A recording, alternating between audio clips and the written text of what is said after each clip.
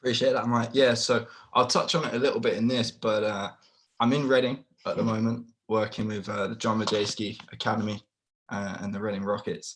I'm actually only into my 4th year of coaching, but it comes straight into this really. But I sort of wanted to talk about my thoughts and my experiences of some of the things that I've gone through and things that I think might be useful for younger coaches to take on board as they move into their journey, but also for more experienced coaches as well. There's a lot of moments of my journey that have been significantly impacted by people like Alan Keane, by people like Matt Newby, Tony Garbaletto, people I've been privileged enough to work with in the past that have actually really benefited me to a point where within 4 years, I'm fortunate enough to be able to coach as a job.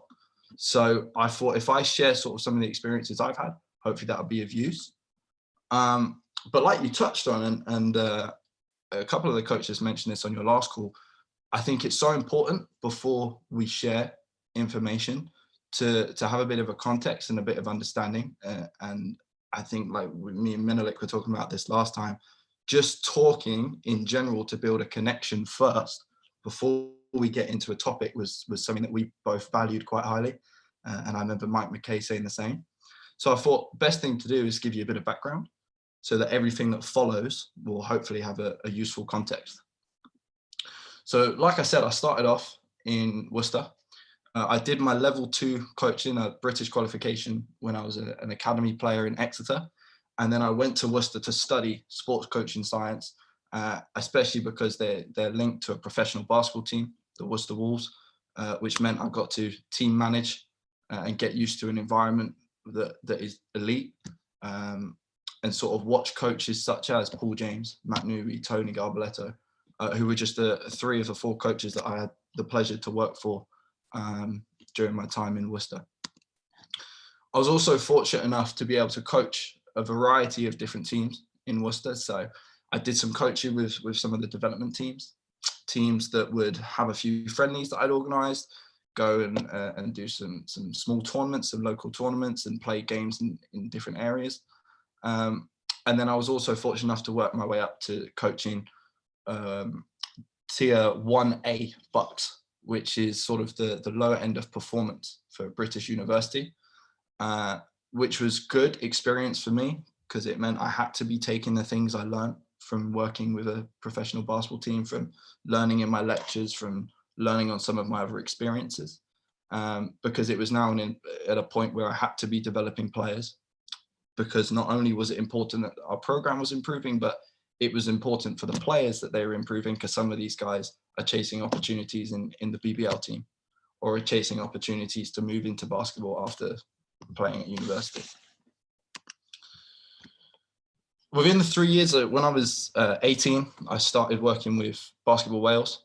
I knew one of the players. If you look in the picture, this fella number 10 in the middle is called Connor. And I already knew him because he was a student at the University of Worcester. And he said that the coach was looking for a couple of people to help out at a camp that they were doing when they were playing against the university team. So myself and Bjorn, who's on this call, I'm sure he's got areas that with his hand up. We were lucky enough to do a 3-day camp with Wales, and we were then even more fortunate for them to ask us to stay on and work with the under-23s for a season until we eventually moved to the under-15s to do a 2-year process to get ready for FIBA's European Championships when they reached under-16s. Myself and Bjorn here again, sort of a little partnership in Worcester. Went to the Copper Box to observe people like Gary Maitland, Drew Hanlon. We travelled up a very long journey, which cost a lot for fuel. So thanks to that, Bjorn, for getting that sorted for me. But we got to experience different things like that. And I was able to go to camps such as Red Star Belgrade camp in Leeds. And of course, through the national team, I met Mike, coming to elite athletes, and I got to experience places such as Gothenburg and Portugal and all these different places, which were just so useful for my development. And then as a last point, I eventually finished my time in Worcester. With a very cringy post, please ignore that one. But I finished my time in Worcester and was fortunate enough to get hit up so through social media by one of the coaches at Reading Rockets, who linked me to Matt Johnson, the director here, and Alan Keane, who I'm sure many of you will probably know, who is also a coach here at the John Majeski Academy. And they brought me in to come and work with the club. And I was fortunate enough that led to an opportunity with the basketball academy. And now from next season, I'll be running a under-16s youth academy within the program, whilst also working with Division 1 women and WEABL and EABL projects. So hopefully that gives a little bit of background about me. And again, that's for me important, because some of the stuff I'm going to talk about now, you have a context, and hopefully you'll be able to link some of the points I make.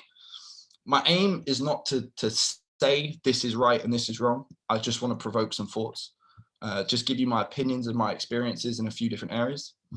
Something we talk about a lot in Reading is what is the coaching journey. So I'd love to sort of share my thoughts on that, and how can we use experiences within our journey to develop. I had a moment in Worcester very early on, which I called the transition of understanding. That's what I titled it for myself, which was when I really started to understand what coaching actually was, which I thought would be useful to share. I want to go through experiential learning theory. What is a concrete experience and how can we learn from them? Look at what is effective self-development.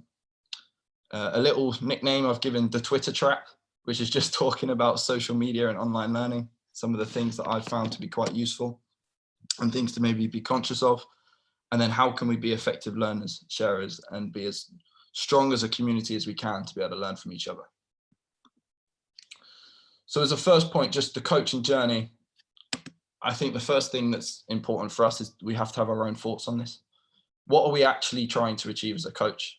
And a common answer is just simply to be the best coach you can be. But for me, it's important that we expand on that. Well, what does that actually mean? What is being the best coach you can be? For someone, that might be, I want to coach elite sport and only focus on elite sport, and I want to raise myself to an international level, etc. Okay, it could be I want to be someone that sticks with under 16s and below to prepare them for when they get to a certain age group, where then someone else can take on and take them to the next level. I want to do the foundational part of the coaching.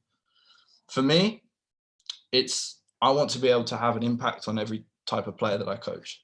So currently I coach the Division 1 women as assistant coach. I coach an under 19 at the academy. I'll be taking on our under 16 youth academy for boys and girls. And I currently coach under 18s and under 12 girls. So under 18 boys, under 12 girls. So I've got a vast range, but that's because what I'm trying to do is maximize my experiences by sort of, as I call it, dabbling a toe in every pond. I want to have an understanding with my under 12s of, well, what's the pathway? What am I trying to get them to by the time they get to under 18s, under 19s, Division 1 women, and have that process of going under 12s, under 14s, under 16s, and build them up to that point and have an impact throughout their journey. But at the same time, when I'm working with our under 18s, under 19s, it's also nice to then go to an under 12 session and think, okay, well, the guys that are in under 18s are probably how they are at the moment because of the experiences they've had when they were younger. They might view basketball in a certain way, and I need to try and get an understanding of why they view basketball, why they do this skill in this certain direction. So I try to have as many concrete experiences, keyword, as possible by attending multiple camps, by coaching multiple teams, throwing myself in the deep end and doing workouts with Division 1 players, and also doing small group workouts with younger under 12s, under 14 boys and girls. I've tried to build new connections through social media, tried to connect with as many coaches from the UK and outside the UK as I can to get a good understanding of various methodologies and beliefs. I try and do lots of small group work with different characters, positions, abilities. I think it's important that we try and understand different personalities as well. And then also just the one thing I get asked a lot, being fortunate enough to coach as a job, is, well, how are you dealing with the financial side of it? I just accept when I first started that the financial side is very limited. As long as I've got a roof over my head, I can eat, I can sleep, and I can get to a basketball court, then that was what I was happy to do. And just have the belief that through passion, work ethic, and just being willing to sacrifice, there'll be benefits in the long term. So I mentioned concrete experiences. So one thing I'm going to keep referring back to is Kolb's experiential learning cycle.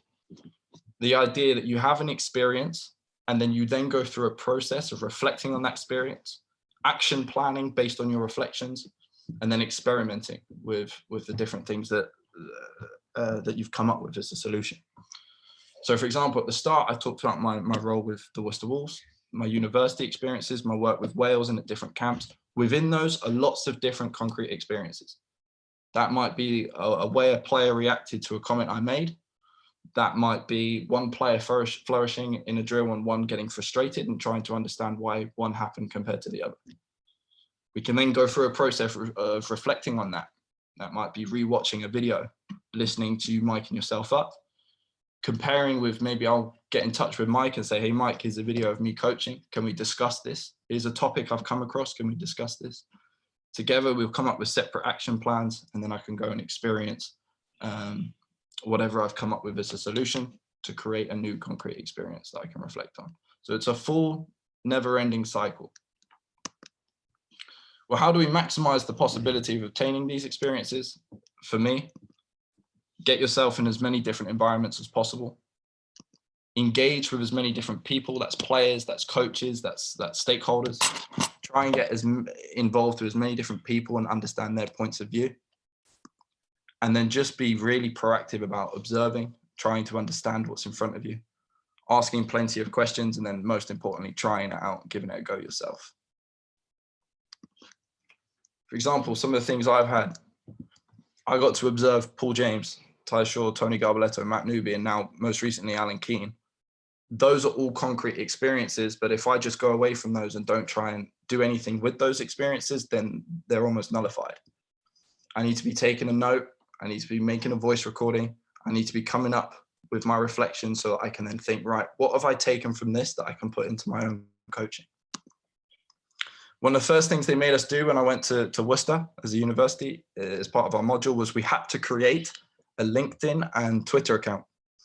And we had to screenshot the first 10 people we followed. I'm afraid I can't remember who it is, but I had to screenshot the first 10 people, and we would send that in as part of our assessment. Well, I thought, if I'm going to be building a network on LinkedIn and Twitter, then I might as well use it. So I tried to start some conversations and see who I could learn stuff from. One person I believe is on this call, Troy Cully. Straight away from our conversations with him, he was willing to share. And he knew that probably from our conversations, there'd be limited benefit at that point in time when I'm so early in my journey of me giving back to him, but he was so willing to share his experiences and help me with solutions and sort of was a mentor from afar, which was great because in the University of Worcester, I was able to give these things a go. Dare Ryan, Ty Shaw, Dean Blake, these are the directors at the University of Worcester who were willing to put me with the development squads, put me as a team manager with the Worcester Wolves, give me an opportunity to coach performance basketball and limited amount, but pay me to do so. They could have put that investment into anyone, but they allowed me to be one of the people that they did, that they invested in. Dick and Lloyd Smith, Matt Newby, these guys put me onto camps, letting me coach. It was my first proper camp and my first experience with a national team. If it wasn't for those guys, I'd have missed out on the opportunity to meet Mike, to be on this call, to learn from the likes of Alex Sarama, to go and meet Troy Cully and go and meet some coaches from Serbia that I could then build relationships with and learn from. I was fortunate enough to work with two guys who were brilliant at just asking questions. These were assistant coaches in Worcester. I'm sure they won't mind me saying they were even earlier into their journey than I was, at quite an early stage, but were so willing to ask questions that it meant I had to really understand what I was teaching, because if I was going to explain it to them, I had to have substance behind it. Being pushed, Alan Keane, Matt Johnson, Worcester, these guys, like I said, are willing to give me experiences that I can go and learn from, make mistakes in, and trust that I will go away, reflect, ask my contacts, ask my friends, and trust that I will do everything I can to get better at in those areas. And the University of Worcester knew that I was under quite a bit of stress at one point, especially, I'm sure anyone that's been to uni will know, it can be a stressful environment, but was still willing to push me alongside my coaching to make sure I was using my experiences with Wales and going abroad to get the best grades I could. But yet the most important one for me was someone who's got absolutely no relevance to basketball at all, which was one of my lecturers, Craig Williams, whose sole aim for him became just to keep me motivated on the days where maybe I was close to giving up, keep me online and sort of work the mental side with me. Now, the reason I've mentioned all of these areas is because that's something that I think we can look to help inexperienced coaches with, people in the journey. These were things that were so major as part of my development that I feel like it's almost only right for me to share it and just give some examples of what can we actually do to help younger and more experienced coaches develop their experiences and learn from things that happen in front of them. And that last one about keeping people motivated is so important, because it can be an overwhelming experience at this point in time where everything's on social media, where there are people posting great stuff, sharing great things, doing successful things at a young age or whatever. It's all out in the open. So it can be quite easy to give up. And I think this idea of just keeping each other motivated and being supportive of each other is so important. So my experience of the transition of understanding. This is the simplest slide I've got. When I first started coaching, I couldn't have been any more simple-minded about it. I saw coaching as a role surrounded by strategy, that whoever had the best tactical brain as a coach would win, and whoever learns the most strategy and how to teach that strategy is the better coach. That is simply, in 3 bullet points, how I viewed coaching. There was no further than that. I thought I'd be good at a whiteboard, I'll be good at telling people what to do, I'll be fine. Well, through those experiences I talked about, through my lecturers who challenged my thinking, through being involved with a professional basketball team, I ended up having experiences and having conversations and being challenged through WhatsApp by the likes of Troy, by Alan, who really forced me to have sort of rethink about what it was, to try new things out in my practice, to be aware of things I wasn't aware of before. And in the end, I found that it's really very limited for the tactical at the beginning of your journey. The most important thing to learn was about the people being first. And that the question of who is a better coach, I've sort of almost view that as irrelevant by this point, because I think we're all on our own journeys. But if you do want to view who is the better coach, it's completely dependent on your objectives, about what is your end goal, like I talked about at the start. I quickly needed to understand the power of a healthy conversation, which I was fortunate enough to do through my LinkedIn and Twitter account, and building relationships abroad with people like Mike and Alex Arama, who were willing to talk to me in the early stages. And using those relationships and those conversations to better understand the key skills that I could use and to teach, and developing an understanding of how to teach my players effectively. And then that last thing was just being almost pushed, like I said, dabbling a toe in every pond, just being willing to give it a go, to have a go in my under 12s and see what I can do with them on court and see how it benefits them. And if something doesn't work, I'll review it, I'll adapt it, and I'll go again. When I'm with, for example, the other day, I'm lucky enough to get to work with our Division 1 men's team. I was working with our point guard for a 1-to-1. I've tried something with him that I said, look, I've never done this before. Would you mind if I give it a go? And we tried a new sort of drill and a new way of thinking about ways of teaching shooting, so I could then see if that would work in the future. And he was like, yeah, I'll get extra reps up, no problem. But before, I never had even considered that to be something. I was very safe within my own environment. I was very keeping my thoughts to myself and just wanting to put the players in positions on court and see what they can do. Whereas now it's more about the journey of the player, just as it's the journey of my own coaching. And what I needed and what I suggest now is this transition of understanding, for me, is the most important thing we can teach. We're now starting, in my opinion, to have the conversations about putting people first in coaching. I know you've seen the movement sequence and podcasts. I'm sure you guys have seen that. We're now starting to have those conversations. And I think that is the number one thing, is we can be very hooked on the tactical, and we're not looking enough at maybe the people side of our roles as coaches.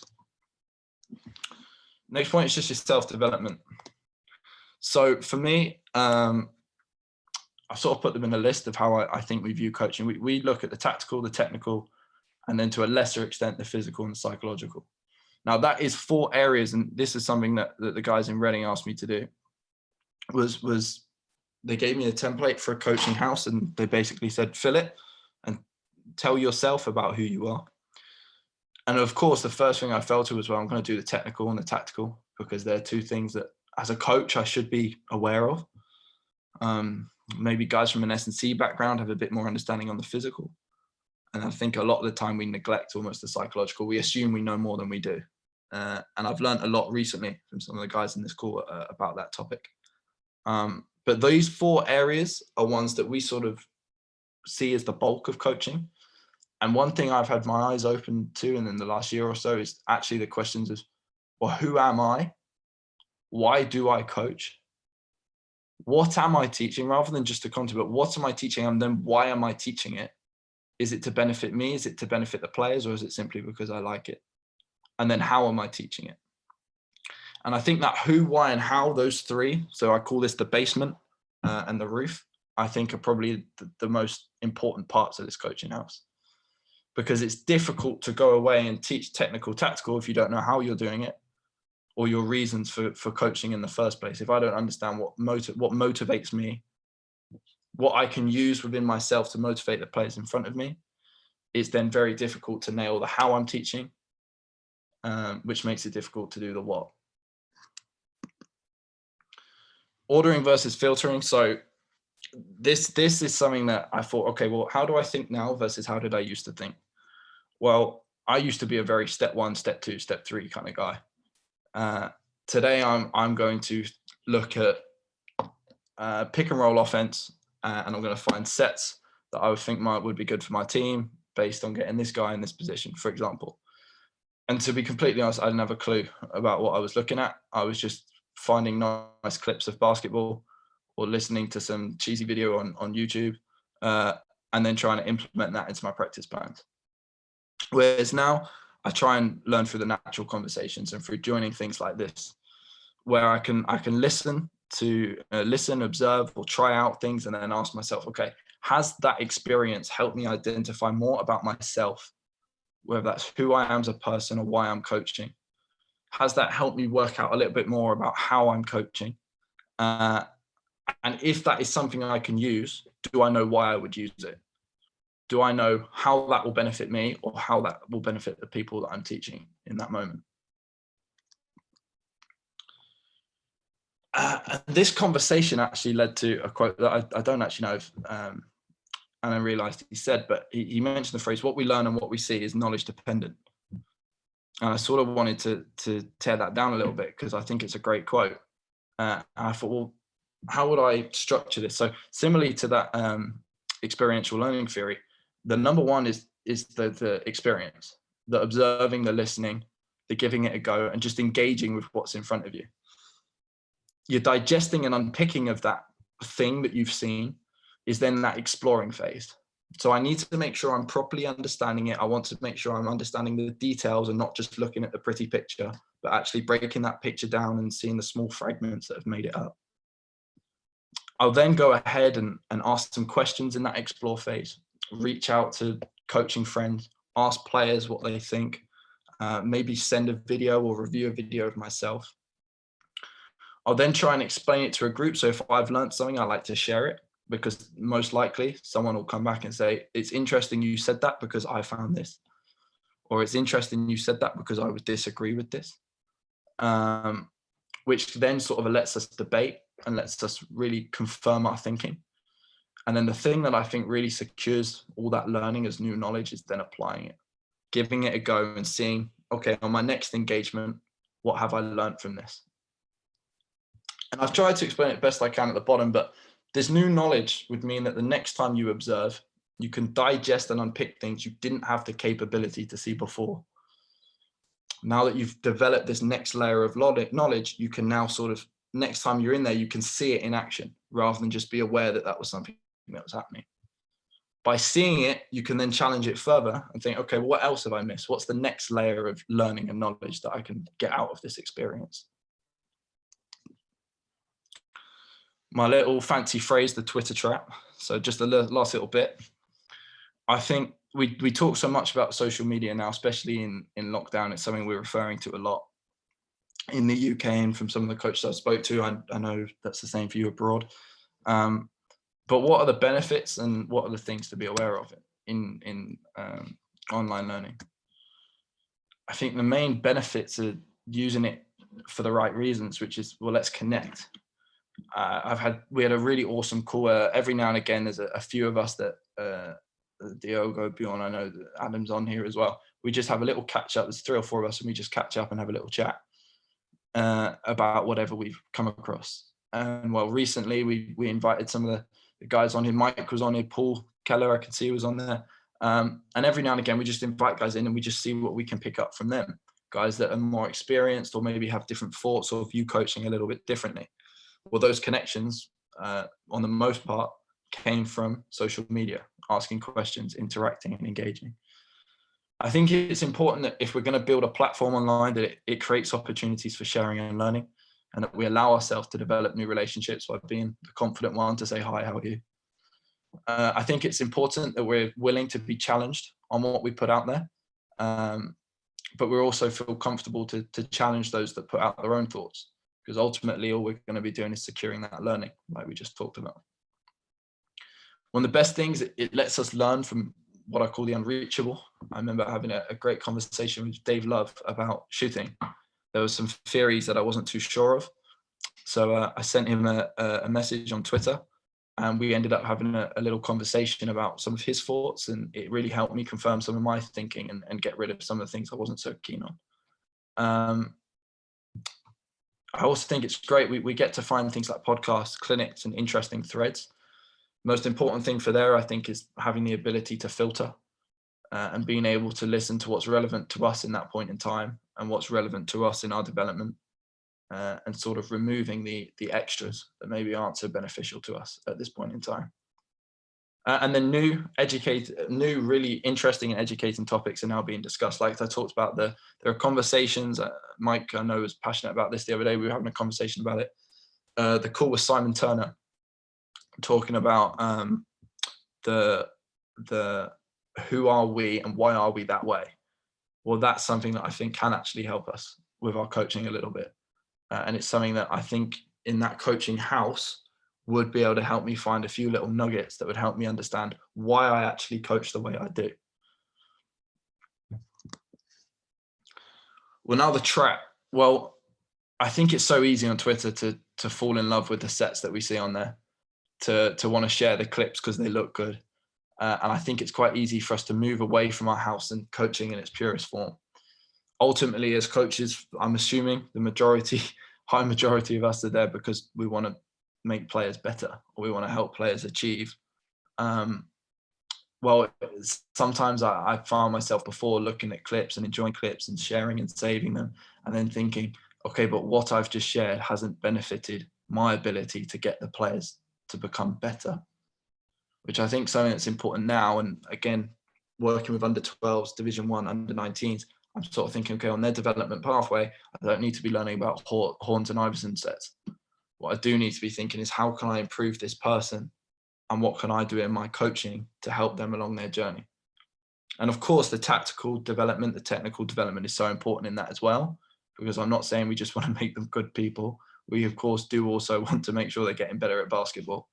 Okay, but I think we can use social media and these, Twitter, etc., to find things that we can then go a little bit deeper on. And then that last point at the bottom, I think this is the number one issue, and this is probably the main trap that I'm talking about, is the fear of social judgment. I mean, how many times have you seen a video on Twitter purely because someone shared it to say, look how rubbish this is? I see it all the time. Maybe someone's involved some sort of cone, or they're doing certain movements, and you just think, what is the point in that? It's terrible, whatever, it gets shared. Well, for that reason is probably why there are coaches out there that now don't share as much. They're not as open, because we need to stop being so judgmental, in my opinion, and we need to start sharing what we think we could do better about it. If we're not learning from it, if we don't think it's something that's useful to us, then I think we just allow it to be out there or challenge it in a message. And then we move on to, okay, well, what is beneficial for me? Yeah, and So Charlie, if I might go add for it, mate. to that previous slide of yours, I think you touch a great point with that, and like we were on the same call with Alan, and basically one thing that I remembered, and I've put it to use as well. It's a little bit different than like judge anybody, but if you're saying something isn't good or something isn't like up to your standard or up to your visions, have at least two different ways to make sure that that is up to your vision or up to your standards. So if you're seeing a drill and that's not like how you think it should be taught, well, how should it be taught, instead of saying it's not how you should teach Exactly. it, but have at least two examples ready before you're making that comment, known to the world or known to others that might not have anything to do with it. Sure. I think one of to follow that point, one of the best things I was taught in Worcester by another student actually, Danny McGee, is one of the assistant coaches in Plymouth at the Raiders now, was he was saying before you ever moan about something, think about what you're going to do to change it, to improve it. I think that's the same with here. If you see a clip you don't like, well, what would you do with your players to make that experience difference for them? What do you believe is right? Okay, well, why don't you share that in the right way and have a conversation about it? Yeah, and at least before you make that comment, like that comment known to the world or put it out there on Twitter, have at least two ideas on how you would like to adjust Sure. it, because like we don't have to bash anybody that's on it. Sure. And I mean, when I first used Twitter, Mike, as well, to follow that, I first use it so I could watch my own journey. And I've sort of removed that now because, again, like I said, I think I would rather share it with some of the small groups I'm in and get valuable feedback than just put it out there uh, without it having a beneficial reply. But if you, I mean, I don't mind saying, I have the first ever video I took of me working with a player. The very first video I put on Twitter is actually on there. Scroll to the bottom of the media section, it's on there. The only reason I've wanted to delete that video so many times, the only reason I've kept it on there is because it lets me, when I do my workouts now, remind myself of actually how far I've come and be proud of, how hard I've worked to get there. I mean, feel free to go and rinse it if you want, Mark. I don't mind. But it's on there because it's just a way of me reminding myself, well, I've been through a whole journey, and I look at that clip now and think there are so many things I could have helped him with. His balance, his finishing, the skill moves we're doing, whatever. But I didn't know what I was looking at the time, and thankfully, thanks to the video, I learned from those mistakes in the future. So managing online tools. I think it's important when we look at something to ask that question: is it helping me improve? Am I watching this purely for my own satisfaction, or am I doing this because it has a benefit to the people I do? So, for example, my Twitter I solely use Twitter for looking at what people are sharing, different drills. Maybe I'll share something to do with a game we've got coming up, or maybe I'll share my thoughts on something I've seen. But my Twitter is extremely just sort of a way of using social media to learn. So it's important for me that I regularly check followers. And if there's someone I'm following that maybe, unless of course it's a friend and I'm trying to support, but if it's someone that maybe I'm not so, close to, I don't know that well, and they're not adding benefit to me, or they're sharing things that I don't think are useful to my development, then, well, it's no hard feelings. I'll unfollow them. I think Twitter's also great because if you follow the right people and you're filtering through the content, there's so much CPD out there that is actually relevant that you can use. It starts conversations and discussions. It's something that you can share with somebody and say, hey, look, this is interesting. What do you think? You might find a link to a clinic, or you might find out about one of these calls, and you might think, okay, yeah, I'm going to get involved in that. So I think social media is mostly used as to find, methods of CPD, but also to utilize social media as a way of connecting. And the last questions I just throw, well, what are you doing with the clips you see? Are you just liking them and saving them, or are you actually starting a conversation about them? Finding the source of that clip to understand its foundation and how and why it was taught. And I remember being said, hey, the best thing you can do is just go through feedback and watch every single clinic. Okay, but just like reading a book, what are you doing between each chapter? What are you doing between each article? what are you doing between each clinic? How are you utilizing that knowledge that learning you've just picked up? You've engaged in it, you've unpicked it, you've digested it. Well, now how are you applying it? And the last thing is just, as I said, I want for inexperienced coaches, the best thing I can say is learning together. I mean, like I said, there's a small group of us where we invite coaches in. So if you want to get involved in it, let me know. But we just come in and we just share and learn together. And we're just really vulnerable to being, Diogo is actually, I've got to say, I think he's on here, is awesome at just saying, do you know what, I really struggle with something today. Can we have a chat about it? And then from that, I'll do the same with him. We feel comfortable to share with each other. And as a result of that, we get benefit and we can share our thoughts. We'll bring a coach in who's willing to give some feedback, and we can develop in that way. I think so. You've got to be willing to ask questions and be open to learning. And if you don't know an answer, I definitely used to blag it. You'll never catch me doing that now. If I don't know, I'll say I don't know, because I think it's so important to be vulnerable in being vulnerable and willing to just get better. And then I used to be one that used to use the phrase "I know" all the time. If I knew something, I'd say "I know." What I didn't do was unpick, digest, try and find that extra bit of learning, and then apply it.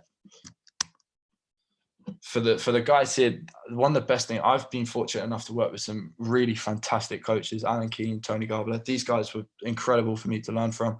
And obviously I've connected with some of the guys on here who are just brilliant and so insightful. So some of the things I think are super useful is steering us in the right direction was probably the thing that benefited me the most. I was taught how and why to ask questions and taught how to take feedback. But that one about feedback took a little while. I remember I'm going to try and keep this anonymous, but I remember after a game once being absolutely rinsed, and I was too early in my development to properly understand how I could ultimately benefit the players. And what I needed was a supportive well done, followed by, right now, here's how you could improve. And the relationship hadn't been built yet to a point where they could just come in and nail me. And that's what happened. And that's when I needed that support, like I mentioned earlier, from one of my lecturers who was willing to just motivate me, tell me to keep going, put a pat on the back and said, come on, you've got this, keep going, go to your Wales, go to your camps, keep going and keep developing. And I think now it's the truth is, I know there used to be a much more stern approach, but players, coaches now need positivity. Coaches need to be built up and not pushed down. It's not a case of, I'm going to nail you and you'll get better at it. It's a case of, no, we have to nurture and help and guide coaches to success. And then those concrete experiences just offer out I was being so fortunate to be able to observe some incredible coaches. I've been able to conversate with some awesome coaches, some of which are on here. Provoke thoughts, challenge ideas that younger coaches throw out, and hopefully advice to younger coaches as well is challenge all thoughts that are thrown out, because the best thing we can do is learn together. One thing which was really useful for me, I remember Alan in one of my practices just shadowed me, basically called it sitting on my shoulder. Just every time I did something, why have you done that? He'd stop practice, go and do something, and then say, right, in 30 seconds, you have to come up with something different. And we would count down from 30. And if I'd asked the question, he wouldn't answer it. I said, okay, well, what do you want me to do? No, 29, 28, 27. Okay, but 26, 25, right. Okay. And then I was forced to think. And he said, don't worry, if you mess up, I'll save it. And that was one of the best things for me, was I was thrown into the deep end and he was willing to pull me up if I needed that support. And then as a community, the last part, these things are great because we're able to talk about it afterwards. We listen, we unpick, we digest, and then hopefully there's stuff to apply. There definitely is some of Trey's stuff, some really interesting thoughts. Encourage each other and support each other, as well as unpick, as well as question, as well as challenge. And then together, let's go through that 4-step process. Let's share some of the experiences we've had. Let's reflect together. Let's digest, unpick together. Let's action plan and apply together and share the results that we got, and see if we can improve as a community and improve as a coaching society. Here are my socials. Guys, the main reason I put this here is because I think, like I said, especially in a lockdown, the best thing we can do is just keep talking and keep sharing ideas. This has been really enjoyable to make, Mike. So thank you so much. And hopefully it in some way did provoke one or two thoughts that maybe would be useful for how you can develop a coach with you, or if you're looking to improve some self-development, hopefully it's giving you some ideas for that. Cheers, guys. Thanks, Charlie. Thanks a lot for sharing this personal journey and like showing us a bit into your personal life as a coach. And I think one of the things I take away from this as well is like the almost similar to the call we had with Cody Royal after the talk with Alan Keane, or sorry, Alan hosting him. I think the emotional and psychological way of coaches, we have those experts available for players, but like what's the emotional state of a coach, what's the emotional and psychological stage for a coach, how is he doing, how is he living in, like you're saying, you're comfortable living out there with a roof over your head, with a bed, in a condo the same size as other people's shed. Hey, Mike, I've got to say, when I first came to Reading, the agreement was you might have to get a part-time job. That was the whole point, and I was happy for that because I wanted to be around Alan. I wanted to be around Matt, who's super amazing at challenging my thoughts. And you know, we've got windows in our office and pens for window, and I'm scribbling on all of them. You can't see out them anymore, but that's just because I knew that through the conversations we're having, I would make a little note, and it's just turned into one ginormous mess really on the walls. But just to come here and experience those guys and learn from those guys was the number one reason for doing this. And like we said, that financial side of it, hey, if you put the work in, you'll get it. But for me, as long as I can coach, then I'm happy. Yeah. So guys, for now, I will thank you again, Charlie. Thank you very much. I will stop the recording, but we will stay on it for the after party and just talk through it and talk to it all. So thanks a lot, guys, and see you next week.